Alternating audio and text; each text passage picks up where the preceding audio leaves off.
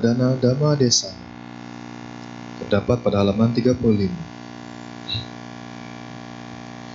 Brahmacaloka Dipati Sahapati Katanjaliya Diwarahaya Cata Satirasata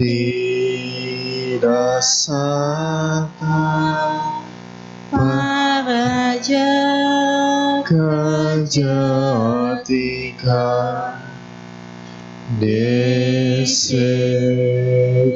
Dhammang Hanukapimang Paja.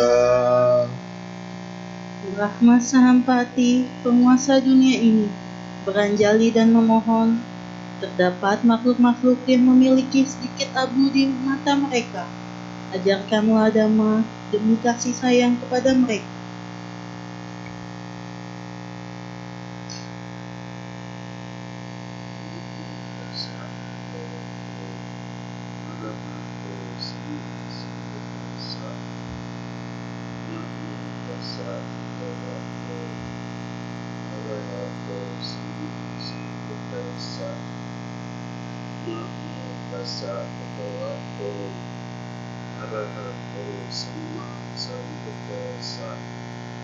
Berpujilah Sang Bhagawan yang Maha Suci yang telah mencapai sempurna.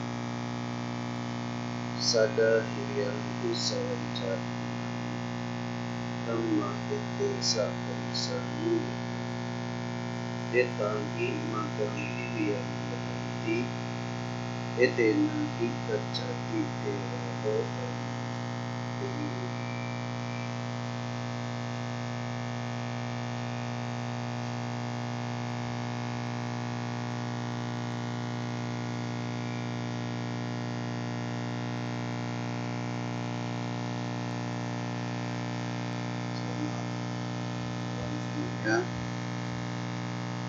apa kabar? Baik ya. Ya, sangat berbahagia bisa berkumpul kembali untuk memberikan materi terkait dengan Dhamma.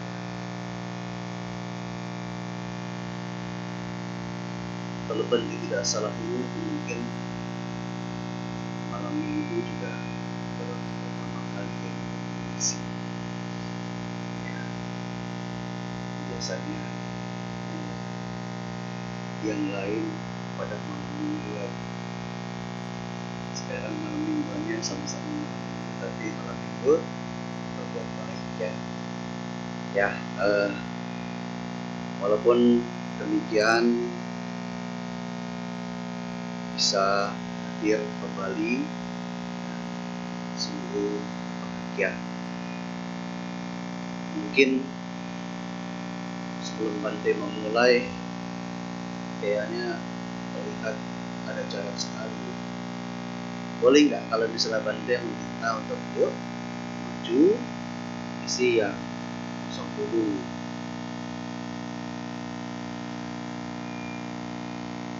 Kadang susah juga ya, padahal Bantenya yang minta ya. Ayo, boleh, silakan. Biar terasa akrabnya. Ya. Tenang, Bantenya jinak, tidak akan gigit.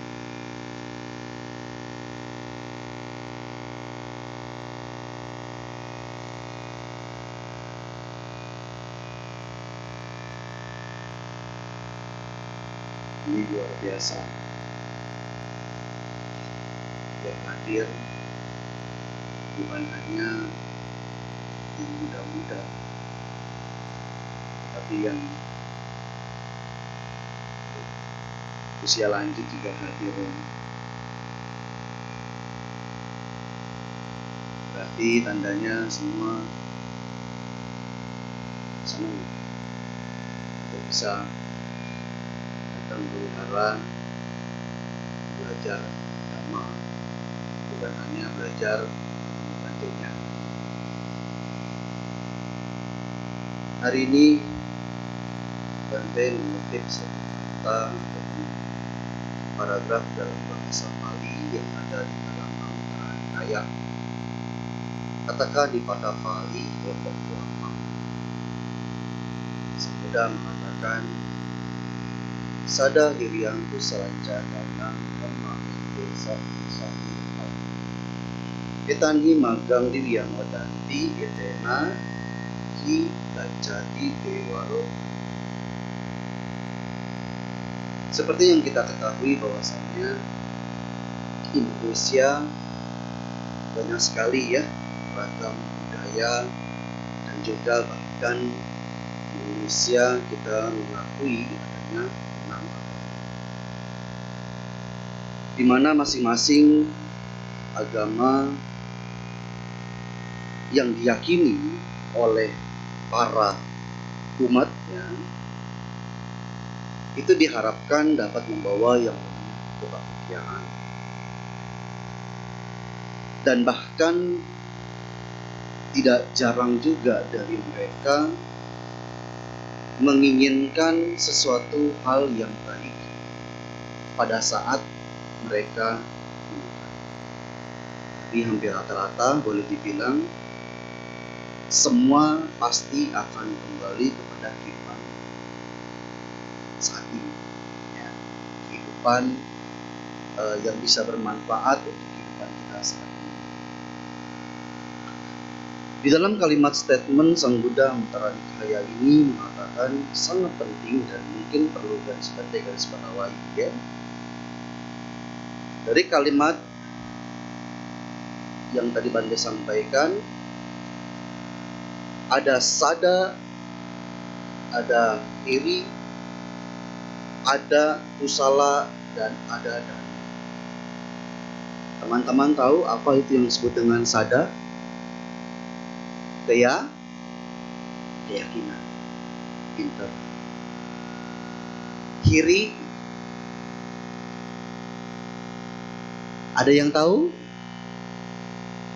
Takut apa malu? Siapa yang takut angkat tangan?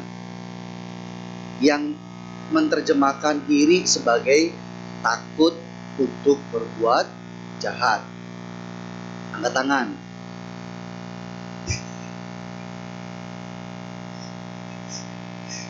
Takut salah jawabannya Bante. Ya. Next, ya. Kusala. Kusala apa? Tidak tahu juga kusala. Wah, pingsan Bante. Padahal penting, ya. Penting. Kusala itu adalah berbuat baik, perbuatan baik. Ya. Dana. Dana apa? Dana apa? Gak ada yang tahu lagi dana apa? Memberi. Ya. Jadi kiri itu adalah malu. Malu untuk berbuat jahat, bukan berbuat baik. Kalau berbuat baik kita justru nggak boleh malu, harus sering diulang-ulang, gitu ya. Dan ada lebih kata-kata yang sangat powerful. Buddha mengatakan di sana, etanai magang diwiyang wadanti, etenahi gacati dewalo ganti. Karena dengan keyakinan, dengan rasa malu, dengan perbuatan baik dari berdana, maka seseorang bisa terlahir di alam dewa.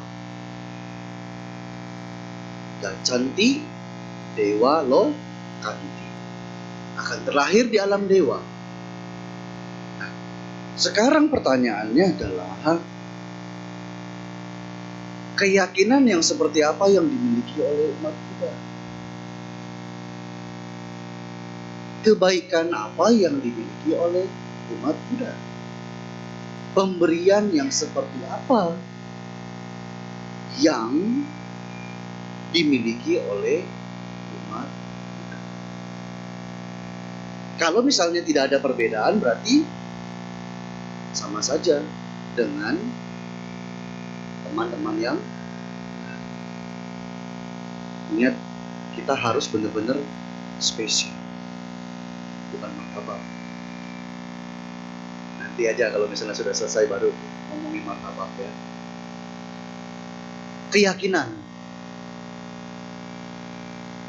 Keyakinan umat Buddha itu harus yakin terhadap apa? Buddha, Dhamma, dan Sangha, pintar. Masih kurang. Nilainya belum 100. Masih 60. Berarti masih sisa 40. Jadi ada 2 lagi yang penting. Yakin.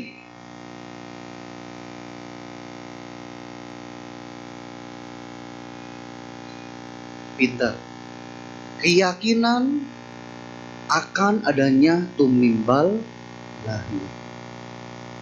Artinya, selama kita masih punya kilesa, pasti kita akan terlahir kembali. Sesuai dengan apa? Betul. Berarti selanjutnya adalah kita harus yakin terhadap karma yang harus kita lakukan setiap hari. Sampai sini paham? Tapi umat Buddha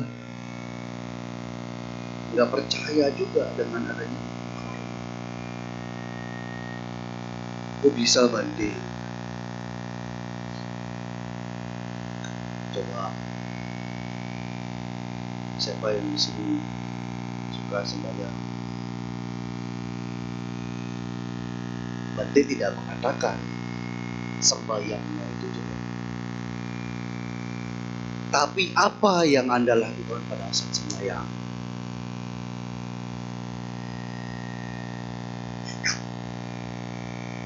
Ayo. Apa yang harus dilakukan pada saat sembahyang? Kayaknya bukan terima kasih. Oke. Pasti meminta sesuatu.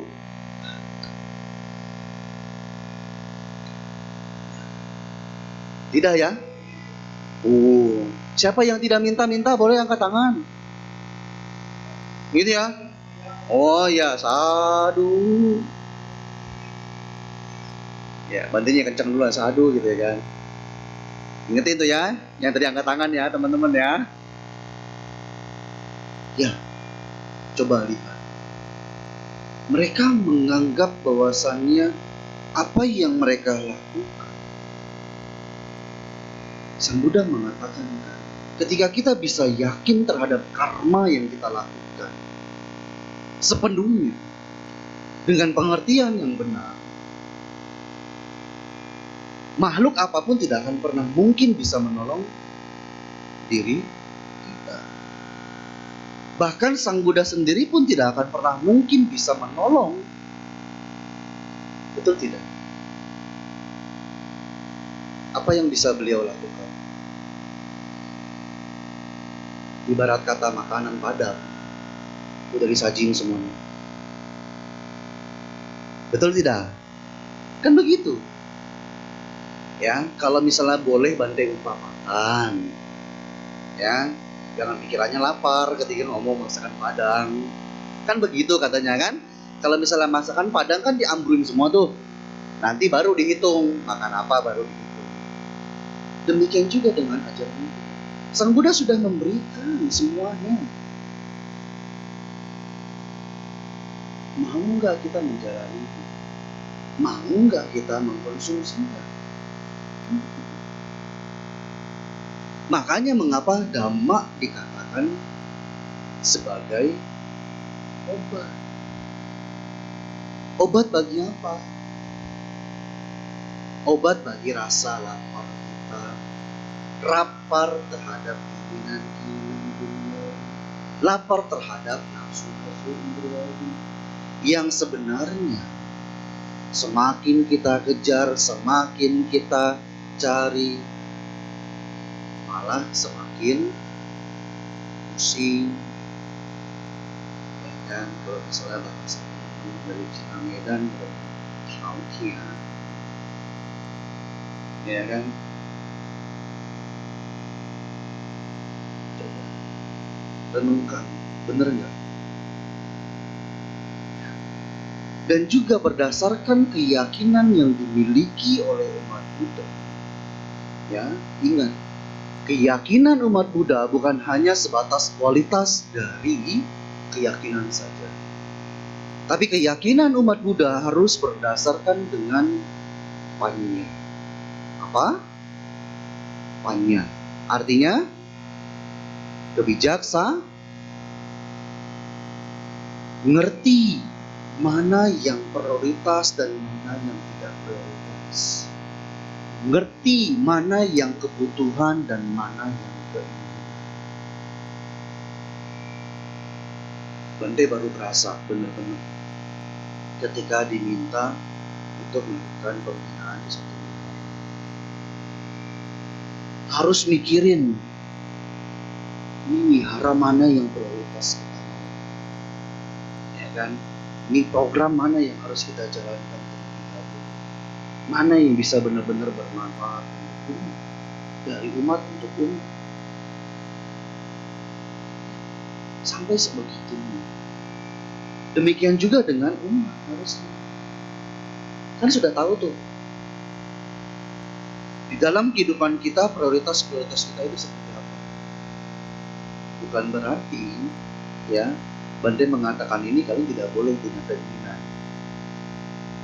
Jangan sampai salah paham. Kan kadang begitu. Bante ngomong A, ntar bilangnya katanya kata Bante nggak boleh punya keinginan, nggak apa-apa saya miskin, kore, yang kerja. Wah nanti besok-besok Bante datangin sama para istri gitu kan. Gara-gara Bante itu katanya. Kemarin suami saya nggak dengerin katanya. Nggak boleh banyak keinginan katanya. Ya kan? Diprotes Bante di demo sama orang. Tapi dengan kita mengetahui keyakinan sebagai umat Buddha harus berdasarkan dengan kebijaksanaan. Sekarang Anda setiap hari, ya mungkin ada yang di rumahnya punya altar, baca parita, merenungkan tentang parita-parita yang Anda bacakan, terutama di dalam Manggala Sutta. Renungkan 38 berkah utama. Kurang apa lagi coba? Semua berkah ada di sana. Benar-benar pahami artinya, baca artinya, bukan hanya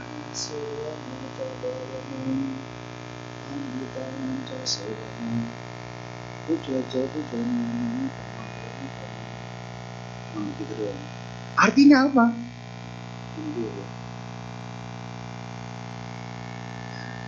Sangat penting ketika kita menjalani kehidupan sehari-hari, segala sesuatu yang kita lakukan harus berdasarkan dengan pengertian, berdasarkan dengan kebijaksanaan.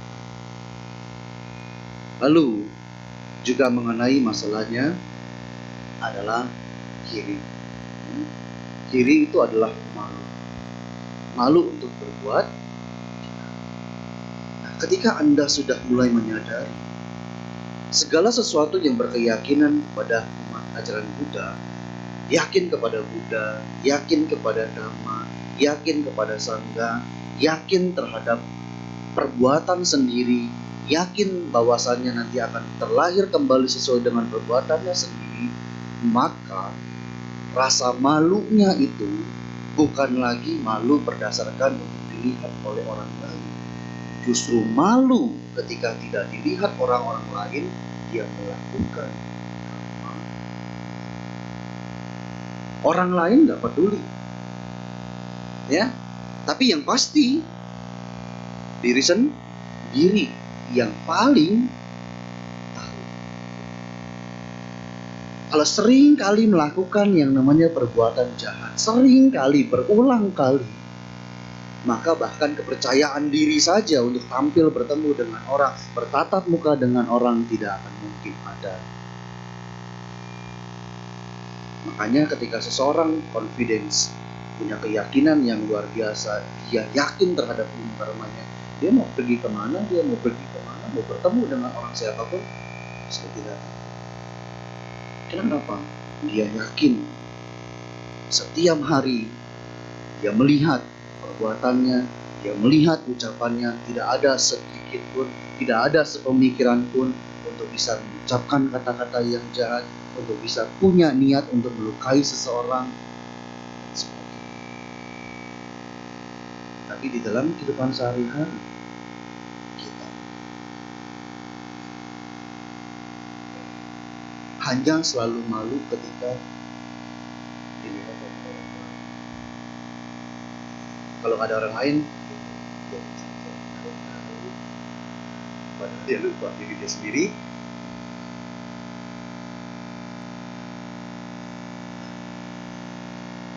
Itulah yang mengatakan bahwasanya umat Buddha mempunyai rasa malu yang juga harus dibarengi dengan rasa diri dan apa-apa ini tidak akan mungkin bisa dipisahkan.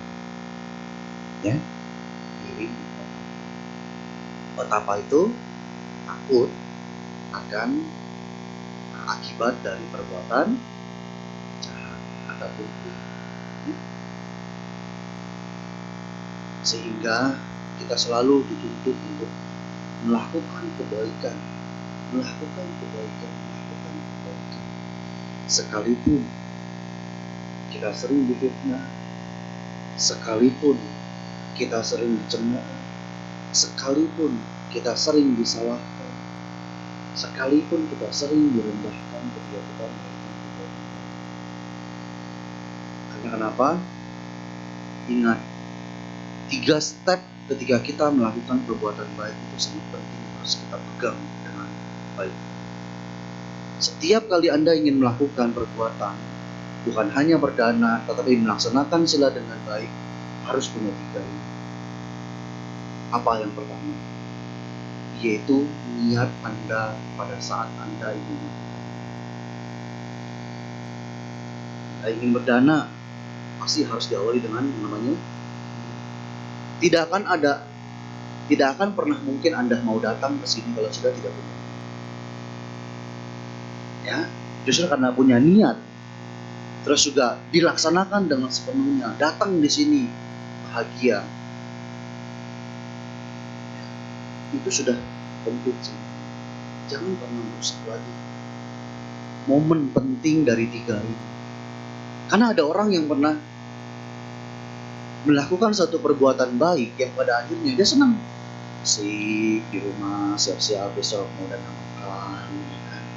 Terus juga pada saat ketemu bantinya asik, ya kan, sudah ketemu dengan bantinya, apalagi kalau misalnya bantinya yang senior, bantinya favorit, asik, sudah diterima, bisa ketemu langsung. Setelah itu, ya kan, mau dana gitu kan, selesai, asik, selesai sudah saya berdana. Gak peduli, ya kan, nanti makanannya itu dimakan atau tidak, yang penting saya sudah diberikan kesempatan berdana sama bantinya secara langsung. That's it. Itu yang seharusnya ditumbuhkan di dalam umat Buddha. Ketika Anda melakukan perbuatan baik sepenuhnya, ketika Anda ingin tolong sepenuhnya Anda menolong. Tetapi karena nanti dia begini, dia bantu, entar ini dia suka begini, itu urusan belakangan. Kalau Anda mau sepenuhnya berbuat baik, udah berbuat baik daripada ragu-ragu.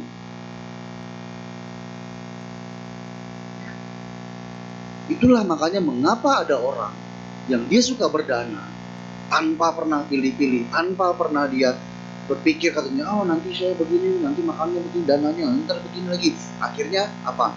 Mikir yang akhirnya gagal jadi. Itu. Makanya ketika Anda sudah benar-benar berdana sepenuh hati, berdana pokoknya saya nggak peduli.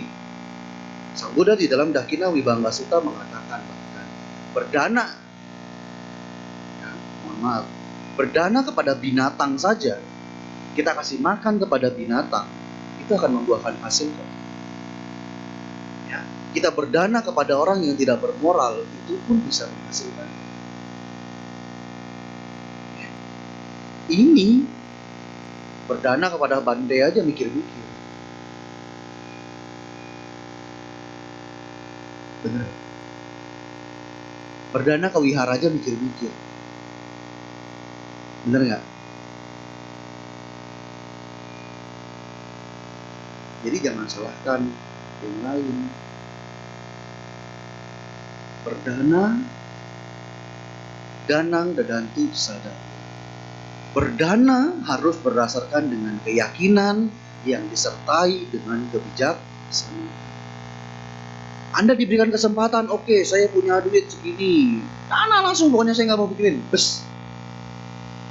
Saya punya 50.000 bande, tapi saya punya segini doang, segala macam, yaudah danain 5.000. Jangan semuanya 50.000. Iya. Ya. Berdana sebelum mati. Karena dengan kita punya kekuatan, ya, sebelum berdana kita kuat, setelah berdana kita kuat, ya kan, pada saat kita berdana juga kita kuat, kita bahagia, pokoknya full. Kalau bahasa anak muda, gasken katanya, ya kan, gaspol katanya, ancep. Maka kehidupan kita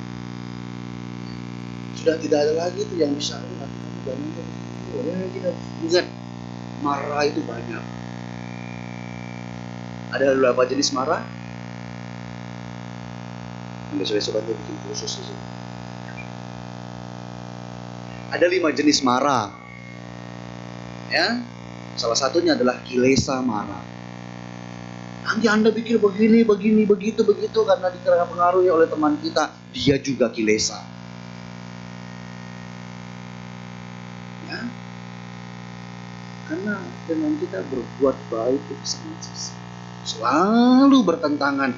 Aduh gimana ya nanti ini kurang nih. Aduh gimana ya nanti ya setelah ini saya udah mau makan ini. Terus dan kehidupan kita tidaklah pasti, kematian kita pasti. Jika tidak menggunakan waktu sebaik-baiknya, tidak memanfaatkan kesempatan yang ada untuk berbuat baik, mau sampai kapan? Pertanyaannya cuma itu. Anda masih punya kesempatan untuk berbuat baik. Dengan kekuatan keyakinan, dengan kekuatan semangat, dengan kekuatan kesadaran, kekuatan konsentrasi, kekuatan kebijaksanaan, Anda menggunakan kehidupan ini terus berpedoman kepada Buddha, walaupun di dalam perjalanan samsara kita banyak batu-batu kecil, batu-batu besar yang merintangi jalan kita di dalam samsara sebagai umat Buddha. Tapi itu yang harusnya menjadikan kita orang yang bijaksana, orang yang lebih mengerti bahwasannya memang itu yang dikatakan oleh Sang Buddha, betapa susahnya, betapa sulitnya kita mendapatkan kehidupan yang sangat beruntung sebagai manusia saat bisa mengenal Buddha, bisa belajar Dhamma, bisa praktek Dhamma. Masalahnya cuma itu saja. Kita selalu digerogoti oleh kilesa kita sendiri, kita ditakuti oleh kilesa kita sendiri, negatif oleh pikiran kita sendiri. Makanya untuk bisa bersama-sama menjadi seorang Aliana Muta,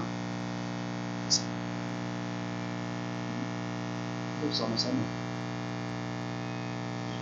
Jadi dengan adanya kualitas ini, ya, keyakinan, rasa malu, berbuat baik, ya, itu akan mengkondisikan kita terlahir di alam bahagia, terlahir di alam dewa.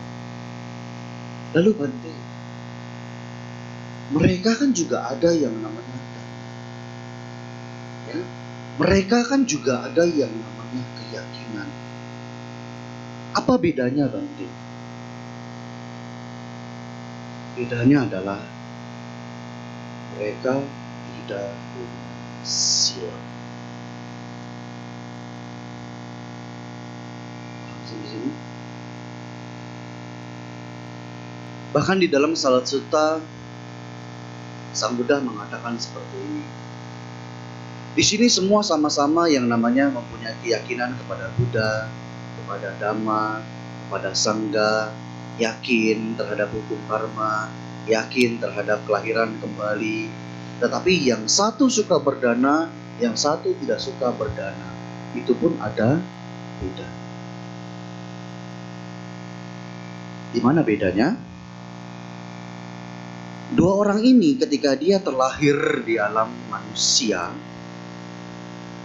orang yang suka berdana akan terlahir di dalam keluarga yang kaya. Yang tidak suka berdana, dia akan terlahir di keluarga yang tidak, ya, Bante nggak bisa ngomong susah,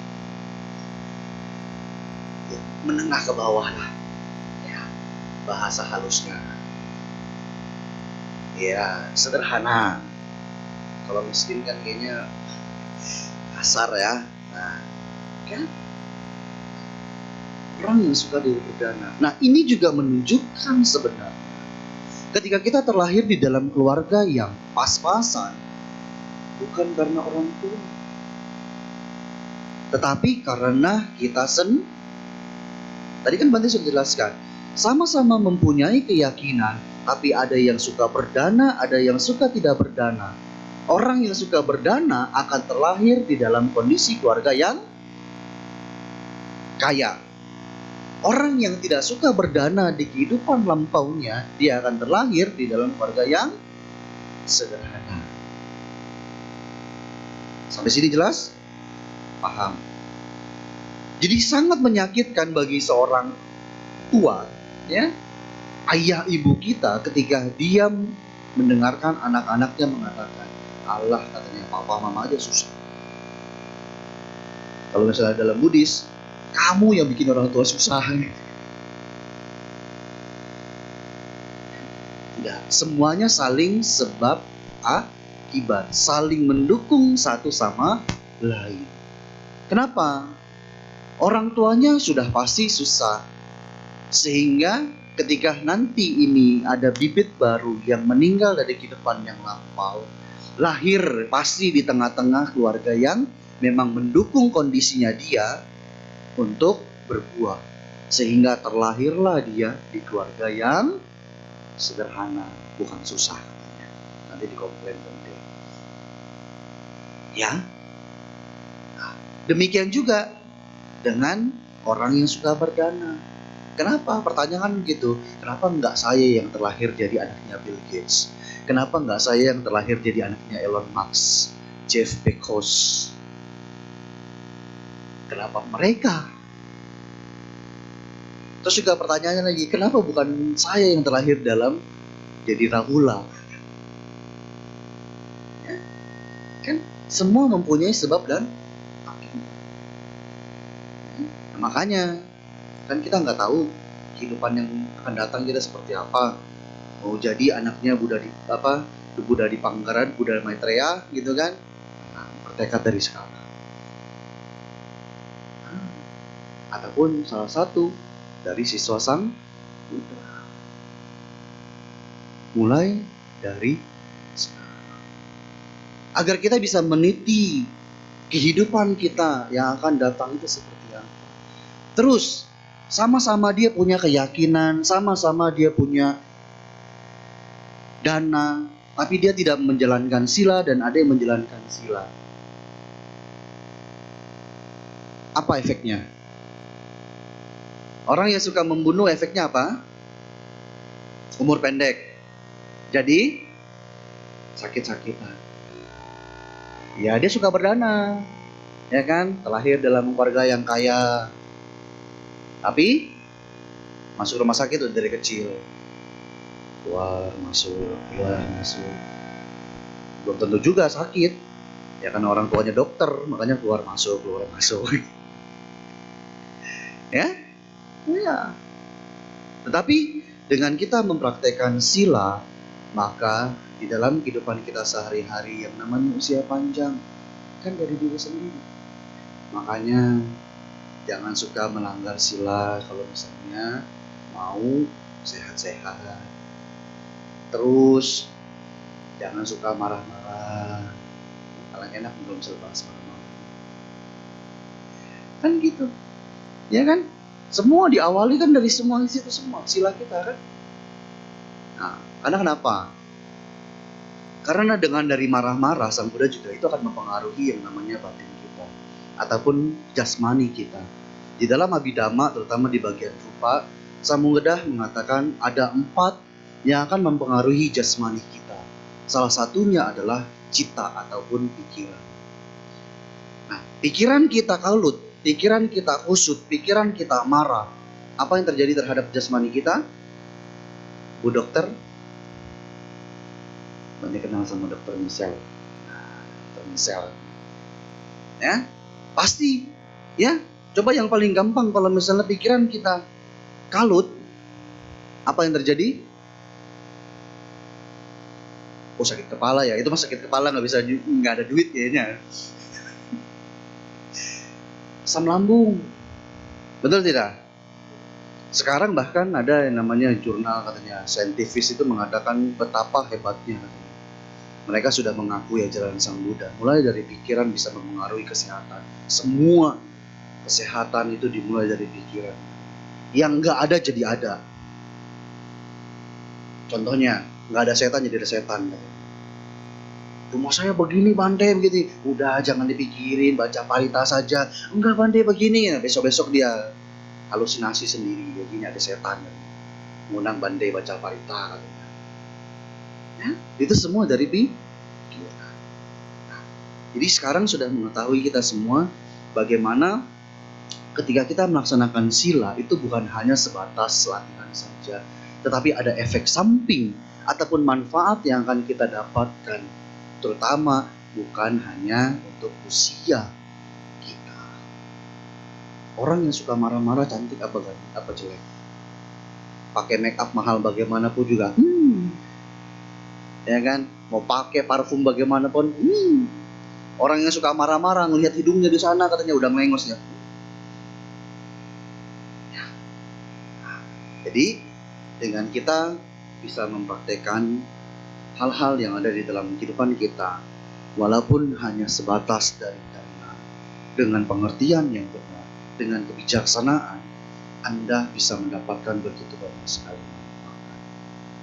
Apalagi dengan melaksanakan sila, apalagi bisa dipraktekkan juga dengan meditasi.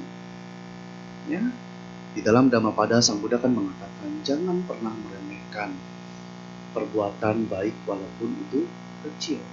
Semakin kita melakukan perbuatan baik setetes demi setetes, pasti akan memenuhi tempatnya. Demikian juga di dalam kehidupan kita. Selalu ya berhubungan dengan kilesa, malas, lawan. Ya. Dengan perbuatan baik. Semangat. Kenapa? Kenapa? Selama masa wasa kemarin itu Bante kenal dengan umat yang Bante juga tidak tahu. Bante rasa masih sehat-sehat, umur 34 tahun, akhirnya meninggal. Kehidupan kita tidak ada yang pasti. Ya? Makanya kita juga berpacu dengan waktu, kita berpacu dengan kehidupan kita. Syukur-syukur kalau misalnya kehidupan yang akan datang kita terlahir sebagai manusia. Kalau enggak, kan gitu. Lebih baik yang pasti saat ini kita jalani kehidupan kita saat ini sebagai manusia, masih normal, masih tidak kekurangan, masih punya tangan, masih punya mata, masih punya mulut, masih punya kaki, bisa berbuat baik. Gunakan itu semua untuk Anda melakukan perbuatan baik. Nah, mungkin itu saja yang bisa Bandi sampaikan ya. Tak perlu panjang lebar. Kalau nggak nanti kelamaan dicemberutin malam minggunya jadi terganggu. Ya, akhir kata sapi wisata Bawan Bisu kata, semoga semua makhluk hidup berbahagia.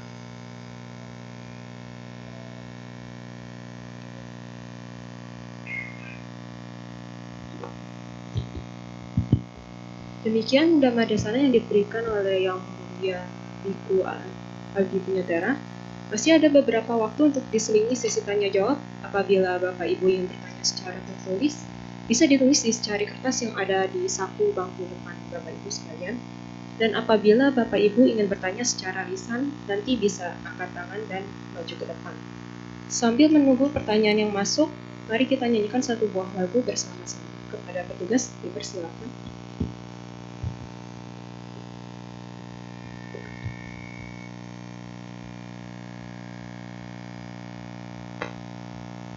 Mari rekan-rekan sedama, kita nyanyikan lagu bersama-sama kembali.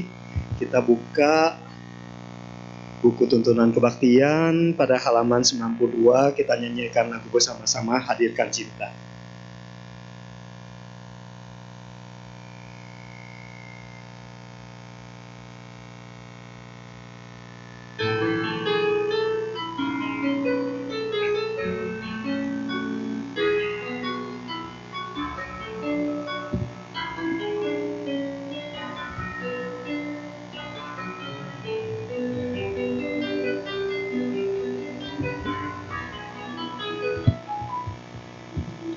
Pernahkah kita renungi tentang arah langkah dalam hidup ini? Tebarkanlah cinta kasih di lubuk hati agar bahagia terjadi.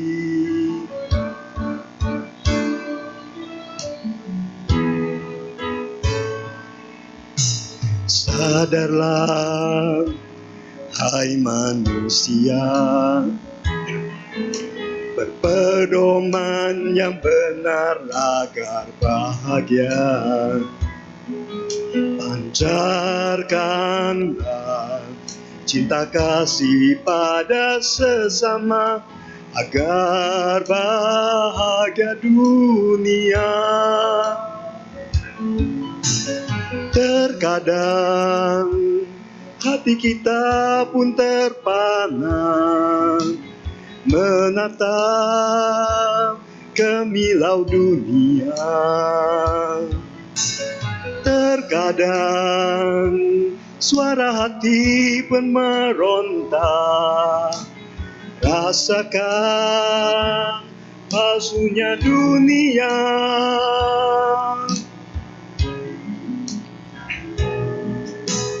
Hadirkan cinta, satukan rasa di dada, pancarkan kasih pada sesama.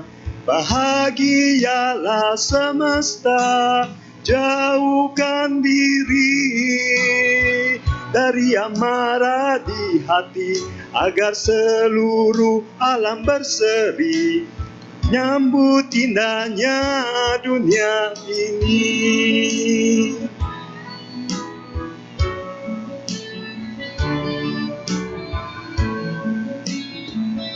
Kita akan menyanyikan kembali pada paragraf ketiga, terkadang hati kita pun terpana.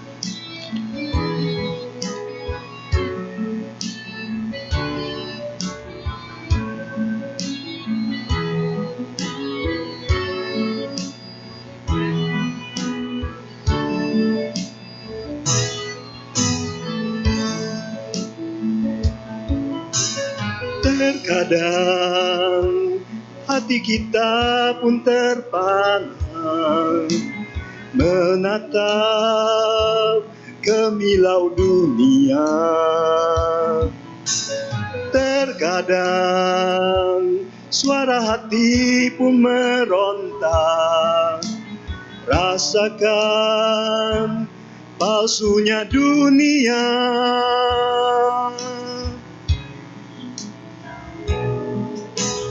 Hadirkan cinta, satukan rasa di dada, pancarkan kasih pada sesama. Bahagialah semesta, jauhkan diri dari amarah di hati, agar seluruh alam berseri menyambut indahnya dunia ini.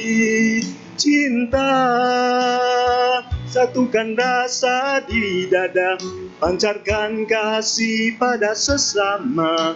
Bahagialah semesta, jauhkan diri dari amarah di hati, agar seluruh alam berseri menyambut indahnya dunia ini. Terima kasih.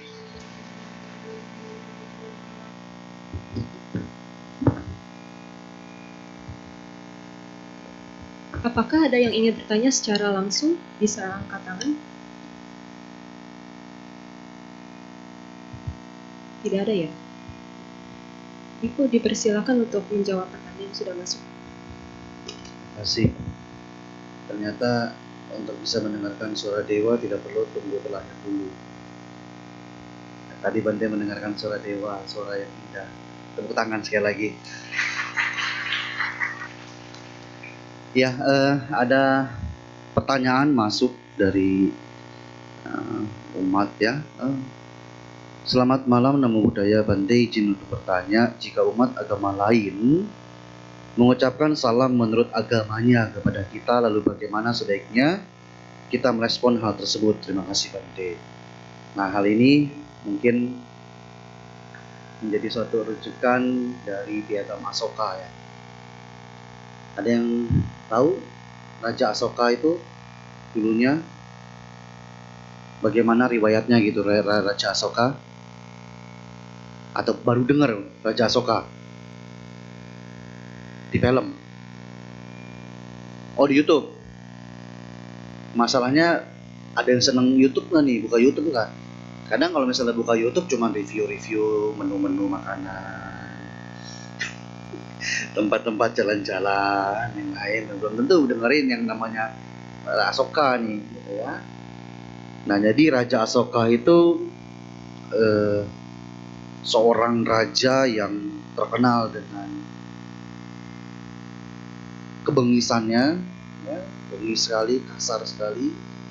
Tetapi ketika beliau mengerti, belajar tentang ajaran Buddha, maka beliau mulai merubah ya sifat pemerintahannya, sikap dia memerintah suatu negara itu sudah berubah.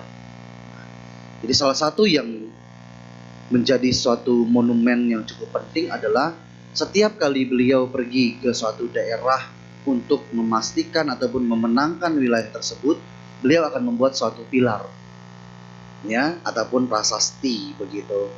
Kalau misalnya yang sudah pernah pergi ke India itu mungkin melihat ya ada kayak lambang di atas itu tinggi, lalu seperti kayak singa-singa begitu, 4 di tengah-tengahnya kayak ada roda begitu.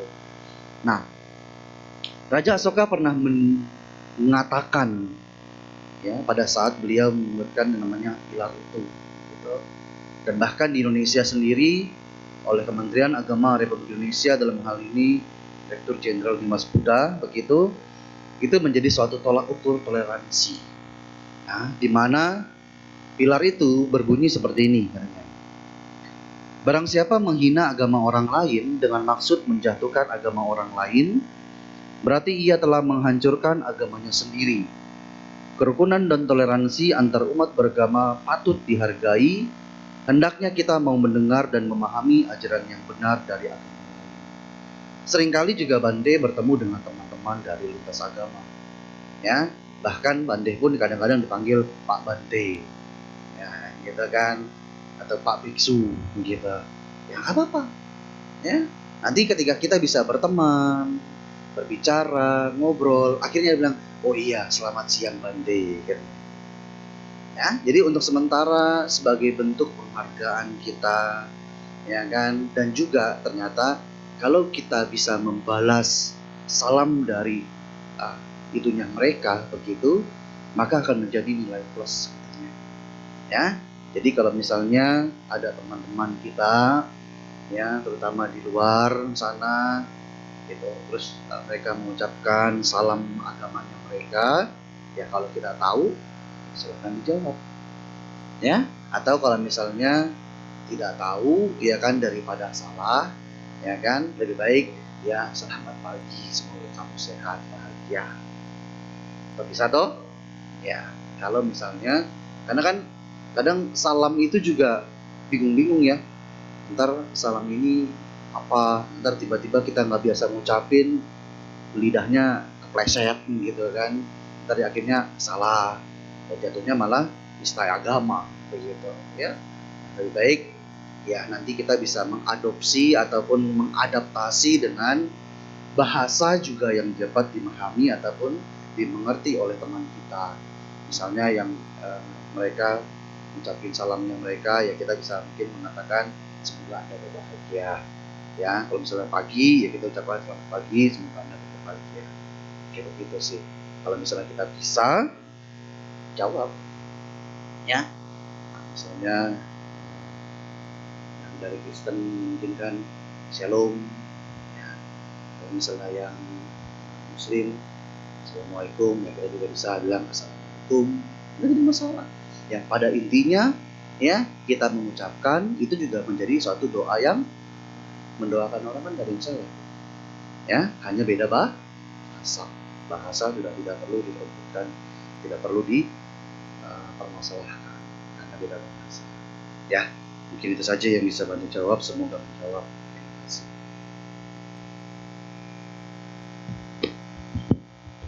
Apakah ada yang ingin bertanya lagi kepada Bante? Ya, silakan maju.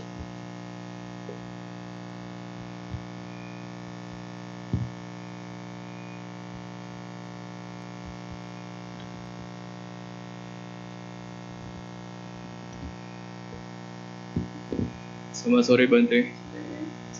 Tentang ini Bante, apabila kita main game, itu gamenya kayak game gacha gitu Bante, game hoki-hokian. Hoki-hokian. Iya. Oh, itu kepake karma baik kita gak sih kalau kita nge-pull sesuatu yang bagus? Gamenya hoki-hokian. Karena Bante belum ada bayangan nih hoki gaming kayak gimana nih. Kayak Mohon game maaf gacha ya. gitu Bante. Hah? Kayak game gacha gitu, kayak kita buka-buka kartu. Buka kartu, oke. Terus kalau kita buka kartu yang bagus atau kita dapat grand prize gitu, kita kepake gak sih hokinya? Kepake hokinya gitu.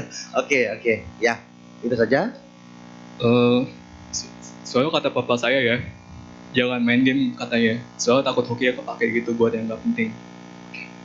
Terima kasih Bante. Terima kasih.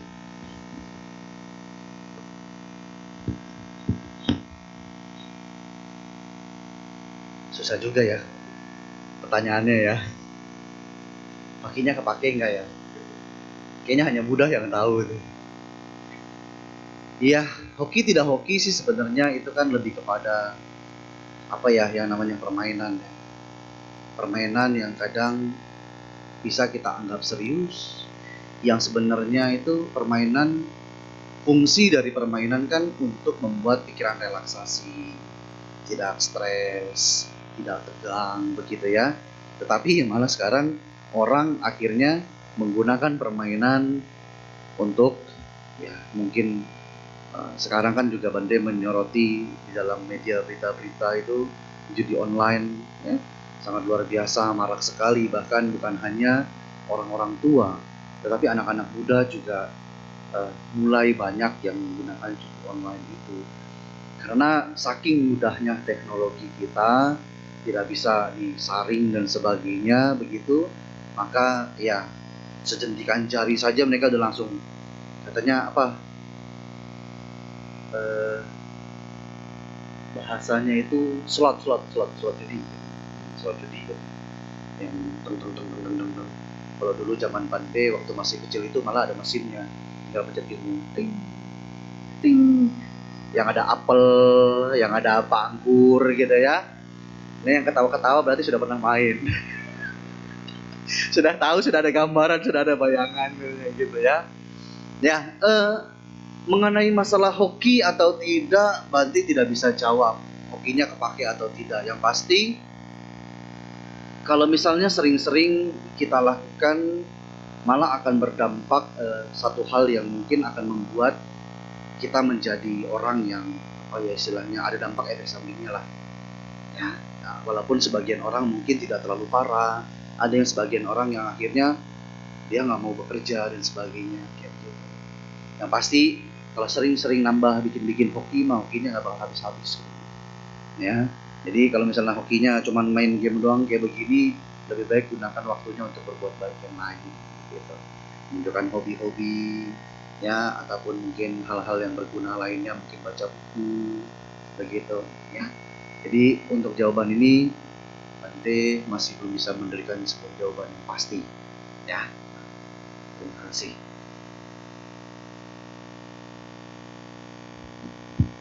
Apakah ada yang ingin bertanya lagi? Ya, silakan Pak. Akhirnya banyak juga pertanyaannya ya.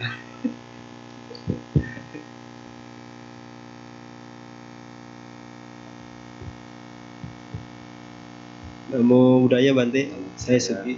Saya ingin bertanya, tadi kan untuk lahir ke alam dewa kan ada dana salah satunya, berbuat baik, dan itu butuh 3 hal ya tadi Bante. Nah misalnya salah satu hal itu tidak lengkap lah 3 hal itu.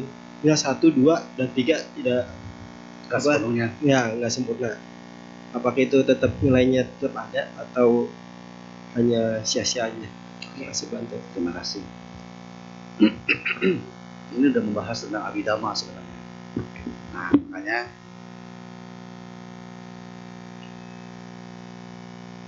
ketika kita bisa membahas tentang abhidhamma juga sebenarnya bagus ya. Jadi jangan pernah menutup pintu pikiran kita dengan bahwasanya abhidhamma susah, abhidhamma itu kan untuk para dewa dan sebagainya. Jangan. Pelajarin ada hal-hal yang juga ternyata bermanfaat untuk kehidupan kita ya. Salah satunya adalah ini. Nah tadi 3 faktor untuk berdana itu disebut dengan ubah, cetana, munca cetana, dan apara cetana. Kalau bahasa akunting ya, kalau sudah 3-3-nya ini kan 100% gitu kan. Tapi kalau misalnya cuma hanya 1 yang gagal, kita cuma punya komplit 2, berarti sisa 66,7%. Berarti 33,3%-nya itu gagal ya. Tetap dia akan berbuah, tapi berbuahnya 66,7%. 33%-nya tidak berbuah menjadi suatu perbuatan yang buruk. Karena kenapa? Dari kita mempunyai niat ini saja ya, salah satu dari ini, misalnya dengan Anda punya niat untuk berdana aja, Anda sudah punya niat untuk berdana, itu kan adalah karma. Cetana hambi kawe kamam modami ceta yitwa kamam karoti kayena wajaya cetasa. Para biku, aku katakan niat adalah karma. Ketika seseorang sudah mempunyai niat, maka mereka akan melakukan perbuatan melalui badan jasmani, melalui ucapan, dan melalui pikiran. Jadi, ketika kita punya niat saja, itu sudah karma baik. Nah, cuman kan masalahnya kan kita masih greedy, masih serakah. Kita pengen dong 100% dong, nggak mau yang ibaratnya cuma punya niat doang. Kan gitu. Saya punya niat, akhirnya saya mau datang, saya mau berdana langsung, saya happy. Ya kan? Sama juga dengan ketika pada zaman-zaman COVID. Anda cuma diminta untuk kirim transfer, nggak bisa untuk serahin langsung. Betul tidak? Nah, pertanyaannya adalah pada saat Anda zaman COVID, perbuatan baik Anda itu berkurang apa?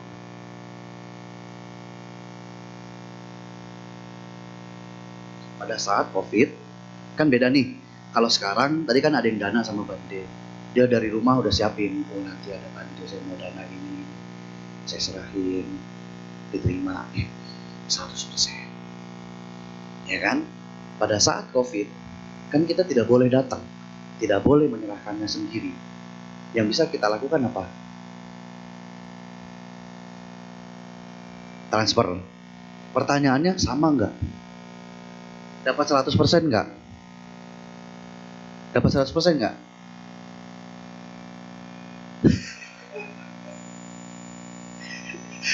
Ya, sama. Ya, sama.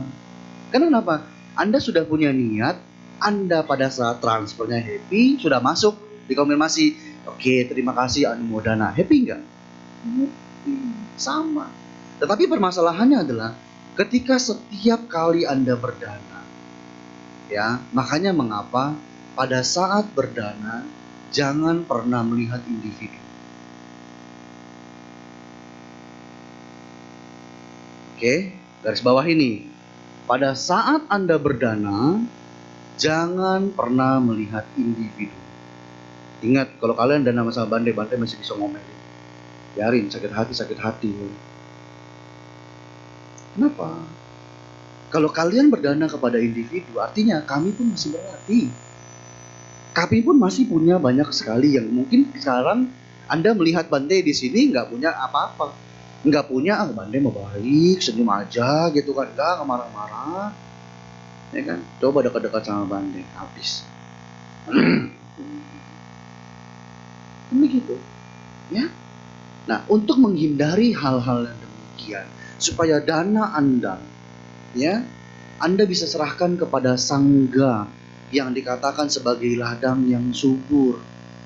Anda harus posisikan, jangan berdana kepada individunya, tetapi berdanalah kepada sangga. Bahkan di dalam Dakina Wibangga Sutta, Sang Buddha menyarankan kepada ibu tirinya, siapa? Ibu tiri Sang Buddha siapa? Wah, pada ngantuk semua. Terima kasih. Mahapajapati Gotami. Mahapajapati Gotami itu berniat untuk berdana kepada Sang Buddha dengan jubah yang beliau jahit sendiri. Karena kenapa? Sayang. Ya, bahkan Mahapajapati Gotami itu lebih sayang kepada Sang Buddha ketimbang Pangeran siapa? Pangeran siapa? Nol semua. Pangeran Nanda. Ya, Pangeran Nanda sepupu Sang Buddha. Gitu loh. Waktu ketika Pangeran Nanda lahir, malah ibunya merawat Buddha. Ya. Nah, Pangeran Siddhartha. Gitu loh. Nah, karena beliau mempunyai niat untuk berdana kepada Sang Buddha, Buddha menolak langsung. Kenapa? Karena Buddha sendiri pun merekomendasikan, berdanalah kepada sangga, berdanalah kepada sangga, berdanalah kepada sangga. 3 kali jelas.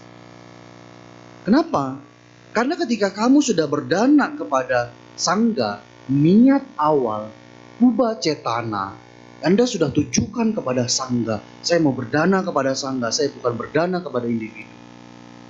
Itu yang akan mengurangi, ya, kalkulasi ataupun hasil dari perbuatan baik. Makanya kenapa Anda semua sekalipun berdana kepada individu, berdana kepada satu Bante, tapi berdanakan pikiran kalian. Posisikan kepada saya berdana kepada sangga, saya berdana kepada sangga. Supaya terhindar dari karakteristik kesalahan-kesalahan, sifat-sifat dari individu ikunya sendiri. Bante juga masih berlatih, Bantenya belum arahat. Kalau arahat nggak mungkin lama-lama di sini, pasti tinggal di hutan-hutan, nggak bakal betah. Ya, udah nggak bakal betah. Beliau udah nggak mau cari apa-apa. Kan begitu. Ya? Nah, makanya pada saat Anda berdana harus penuh dengan keyakinan, dengan mantap 100%. Bukan orang lain yang akan mendapatkan manfaatnya, Anda sendiri. Makanya dengan orang yang punya kekuatan semangat untuk berdana, hidupnya pasti tidak akan pernah kesulitan, tidak akan pernah kekurangan, yang ada kewalahan. Karena kalau baiknya, wah, terus tanpa disadari, tanpa dia inginkan, tanpa dia mau, ada aja lagi dan lagi. Pernah ada yang pernah merasakan seperti itu? Ada yang ngangguk-ngangguk. Berarti sudah merasakan manfaatnya. Gitu loh. Oh, dulu Bante, aduh, luar biasa. Saya begini, begitu, gitu kan. Pertanyaan sekarang gimana? Enggak gitu lagi. Ya itu gara-gara apa? Dia selalu karena enggak. Kalau dulu ya aja, pokoknya ada kesempatan dana, des. Ya kan? Apa diajakin teman, oke, transfer, des. Oke, saya ikut, ya kan? Kita udah yakin, oke saya ikut. Kita udah yakin, oke saya ikut. Wah, itu. Ya kan? Apalagi kita bisa percaya dengan teman kita yang dia memang suka juga berdana. Apalagi kita bisa berdana ke wihara lagi begini, oke dana atas wihara ini, dan kepercayaan itu sangat luar biasa. Nah, makanya ketika di sini semua diberikan kepercayaan oleh teman kita. Kalau tidak salah di dalam Dhammapada juga Sambuddha mengatakan Aroja paramang labang, Saputi paramang danang, Wisasa paramang nyati, Nibbana paramang susah. Wisasa paramang nyati. Kepercayaan adalah keluarga yang benar-benar luar biasa. Ya, bahkan keluarga saja kalau misalnya tidak punya kepercayaan, teruntuk. Ya, nah supaya kita bisa bersama-sama sebagai umat Buddha, ya, Buddha's family, keluarga Buddha harus punya kepercayaan. Makanya jangan pernah mengkhianati kepercayaan seseorang, jalankan sila dengan baik. Ya, ketika kita sudah punya sila dengan baik, orang mau bagaimanapun, kita pasti akan selalu percaya sama dia. Dan kita sudah mantap, kita tidak pernah mencuri, kita tidak pernah membunuh, kita tidak pernah berbohong, kita bahkan tidak pernah fitnah orang, tidak pernah gosipin orang, bahkan tidak pernah mabuk-mabukan. Bisa nggak sih? Orang kan berpendingin kan tentang untung dan rugi. Oh, saya lagi ada untungnya sama dia nih. Ya udah, apalah bohong cipot-cipot sedikit nggak apa-apa. Tapi kalau misalnya sudah menjalankan sila, ya, Anda kemanapun pasti akan selalu dipercaya sama dia. Ya, Anda susah bagaimanapun, sulit bagaimanapun, bisa percayakan pada Anda. Ya, jadi untuk pertanyaan yang tadi disampaikan, tentu di dalam 3 faktor ini semuanya harus komplit, ya. Sehingga ketika kita melakukan suatu perbuatan semuanya 100%, semuanya 100%. Tidak ada lagi keraguan-keraguan, ya, percaya terhadap hukum karma. Orang kita melakukan dana, dia mungkin yang tidak benar, ya nggak apa-apa, karma dia. Karma kita sudah kita selesaikan, terus saya berdana, selesai. Kan gitu. Ataupun bahasa kasarnya, ini baru ngomong pakai bahasa kasar. Ibarat kata, maaf, seperti kayak air kencing. Kalau misalnya kita kencing, emang kita ngeliatin kencing kita lari kemana? Mana larinya? Kan nggak mungkin. Begitu sudah lepas, sudah. Nah, demikian juga dengan dana yang kita berikan. Ketika dia sudah lepas dari pemilikan kita, sudah lepas dari genggaman kita, diberikan kesempatan untuk mengikis keserakahan kita, sudah bukan tugas kita.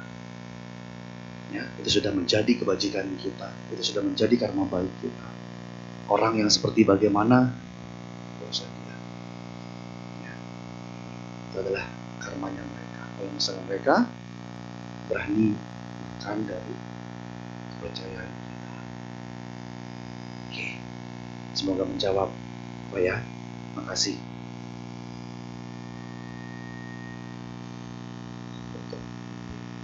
Apakah ada yang ingin bertanya lagi? Tidak ada ya? Bante, apakah bisa memberikan kesimpulan tentang damai yang diberikan pada hari ini? Kesimpulan. Oke.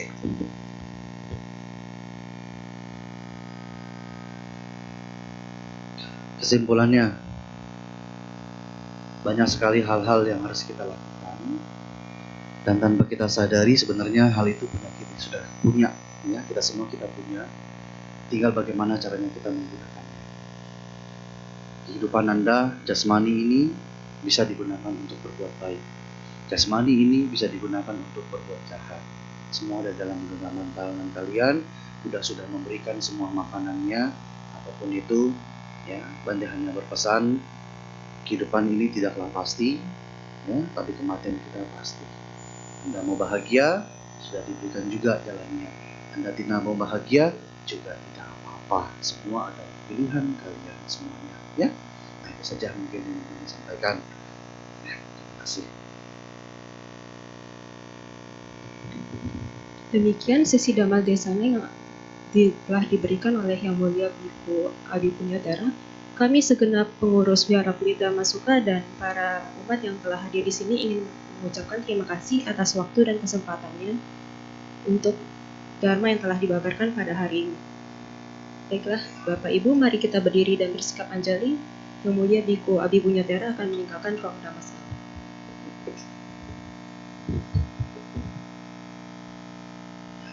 Semoga Anda semuanya bahagia, bebas dari penderitaan.